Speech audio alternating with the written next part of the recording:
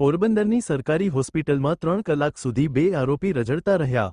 પોરબંદર ખાસ જેલમાંથી 2 કાચા કામના આરોપીની તબિયત લથડી પડતા પોરબંદર સિવિલ હોસ્પિટલ ખસેડવામાં આવ્યા। પોરબંદર સિવિલ હોસ્પિટલમાં ખસેડવામાં આવતા 3 કલાક સુધી ડોક્ટરોએ હાથ ન પકડ્યો।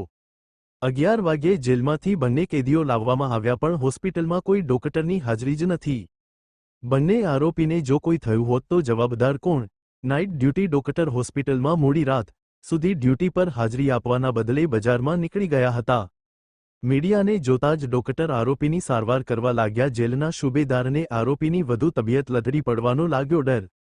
જેલના ફરજ પરના ડોક્ટરે પણ સાંજે 6 વાગ્યે ભાવસિંહજી હોસ્પિટલમાં રિફર નહીં કરતા મોડી રાત્રે બંને કાચા કામના કેદીઓને ભાવસિંહજી હોસ્પિટલ લાવવા પડેલ।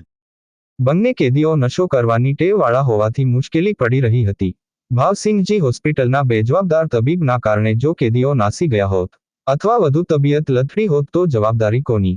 અવારનવાર ભાવસિંહજી સિવિલ હોસ્પિટલ વિવાદ માંગ રહે છે। આજે પણ નાઇટ ડ્યુટી તબીબના કારણે વધુ એક વિવાદ વધ્યો। બાઇટ હમીરભાઈ સિસોદિયા સુબેદાર ખાસ જેલ, બાઇટ જિગ્નેશ ખોખરી કેદી ખાસ જેલ પોરબંદર। જિગ્નેશ નાથાલાલ ખોખરી। મને કોઈ જાતની તકલીફ નથી પણ 5 દિવસથી દારૂ નથી પીધો એટલે શરીર વાઇબ્રેટ મારતું હતું।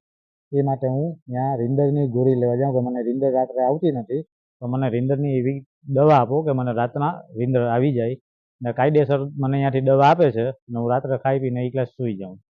બાકી મને કોઈ જાતની તકલીફ છે નહીં।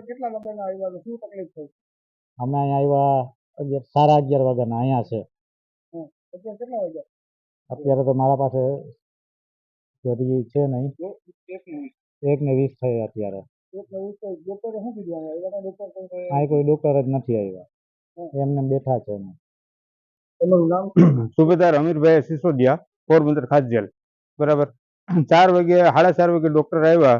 અમારા નર્સિંગ વોર્ડને અમે જાણ કરેલ કે ભાઈ આને આ તકલીફ છે બરાબર કે આને અટાણે મોકલી દો તો એને કંઈ ધ્યાન દીધેલ નહીં। બાદ મેં 6 વાગે સાહેબ મહેતા સાહેબ વયા ગયા।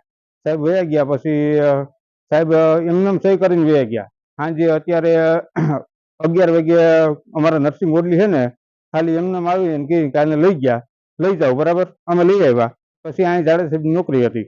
કોઈ અહીં 11:30 વાગ્યાના આવ્યા, 1:30 વાગ્યા કોઈ અમને કંઈ રિફ્રેશ ન આપ્યો। 2 કલાક અમે રાહ જોઈ। અત્યારે સાહેબ આવ્યા, તમે આવ્યા ને સાહેબ, પછી સાહેબ આવ્યા અને અમને કીધું કે હાલો તમને ઓલું લઈ જાય।